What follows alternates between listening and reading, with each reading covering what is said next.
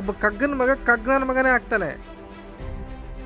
ಇವತ್ತು ಶ್ರೀಮಂತರು ಮಕ್ಕಳು ಇವತ್ತು ಡೆವಲಪ್ಮೆಂಟ್ ಆಗ್ತಾರೆ, ಫ್ಯಾಮಿಲಿ ಮುಂದೆ ಕುತ್ಕೊಂತಾರೆ, ಬಿಸ್ನೆಸ್ ಮಾತಾಡುವಾಗ ತಂದೆ ನಮಸ್ಕಾರ.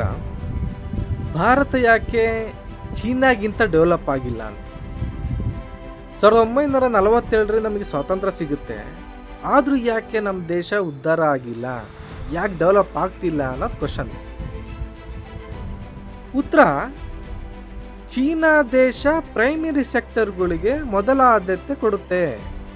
ಕೃಷಿ ಕೈಗಾರಿಕೆಗೆ ಮೊದಲ ಆದ್ಯತೆ ಕೊಡುತ್ತೆ.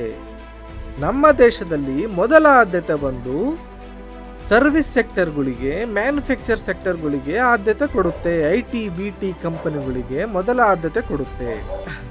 ನಮ್ಮ ದೇಶ ಮೂರನೇ ಆದ್ಯತೆ ಬಂದ್ಬಿಟ್ಟು ಕೃಷಿ ಕೈಗಾರಿಕೆಗೆ ಮೂರನೇ ಆದ್ಯತೆ ನಮ್ಮ ದೇಶದಲ್ಲಿ.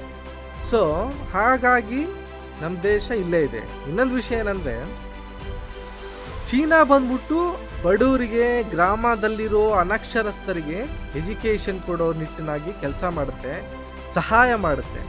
ಸೊ ಅವ್ರ ಡೆವಲಪ್ಮೆಂಟ್ಗೋಸ್ಕರ ಅವ್ರು ಹೊಡೆದಾಡ್ತಾರೆ. ಸೊ ಆ ಸರ್ಕಾರಗಳು ಹೆಲ್ಪ್ ಮಾಡ್ತವೆ. ನಮ್ಮ ದೇಶದಲ್ಲಿ ಗ್ರಾಮ, ಕೃಷಿ, ಕೈಗಾರಿಕೆ ಅಂದರೆ ಕೊನೆ ಆದ್ಯತೆ ಕೊಟ್ಟು ಅನಕ್ಷರಸ್ಥರಾಗಿ ಉಳ್ಕೊಂಬಿಟ್ಟು. ಸೊ ಅನಕ್ಷರಸ್ಥರ ಮಗ ಏನಾಗ್ತಾನೆ? ಅನಕ್ಷರಸ್ಥನೇ ಆಗ್ತಾನೆ.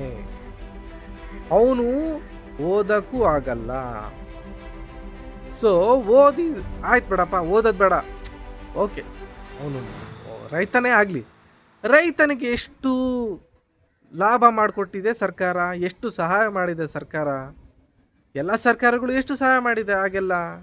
ಇವಾಗ ರೈತ ಬೆನ್ನೆಲುಬು, ರೈತ ಅಂದು ಒಂದು ಲೆವೆಲಿಗೆ ಒಂದು ಮೆಟ್ಲು ಹತ್ತಿದ್ದಾರೆ ಅಷ್ಟೇ. ಕೈಗಾರಿಕೆ, ಕೃಷಿಗೆ ಯಾವ ಸಹಾಯನೂ ಅವಾಗ ಸಿಗ್ತಾ ಇರಲಿಲ್ಲ.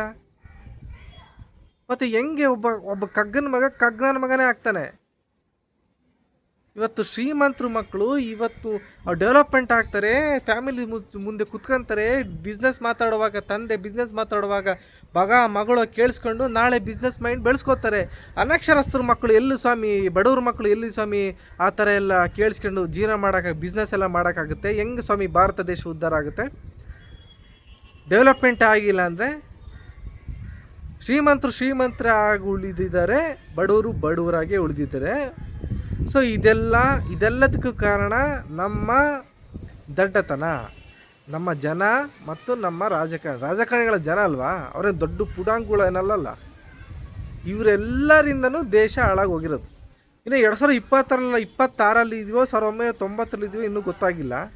ಇನ್ನೂ ಅನಕ್ಷರಸ್ಥ, ಬರೀ ಜಾತಿ ಧರ್ಮ ಹೊಡೆದಾಟ ಎಲ್ಲಿ ನೋಡಿದ್ರು ಇವೆ.